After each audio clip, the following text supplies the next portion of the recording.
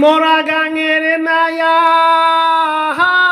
রে তুইও কুল বেলা মাঝি বায়া যাও রে। আহা, এক সময় প্রমত্তা ব্রহ্মপুত্র আজ কালের গর্ভে হারিয়ে একটি খালে পরিণত হয়েছে। বিভিন্ন মিল ইন্ডাস্ট্রিজের বর্জ্য পদার্থে পানি দূষিত করেছে।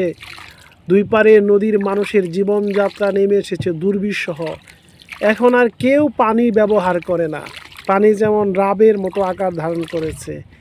একটা সময় অনেকেই বলতো জাতের মাইয়া কালাওয়ালা, নদীর পানি গুলাওয়ালা।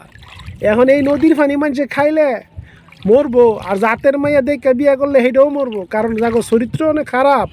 এরা জাতের গিলেও খারাপ, জাতের বাইরের গিলেও খারাপ। মানুষ সুরের কারণে ভালো মানুষ হয়, ভালো মানুষের কারণে সুর হয়। মানুষের নৈতিক চরিত্রের অধঃপতন হয়েছে, যেটা ভাষায় প্রকাশ করা যায় না। আল্লাহ আমাদেরকে হেদায়েত করুক।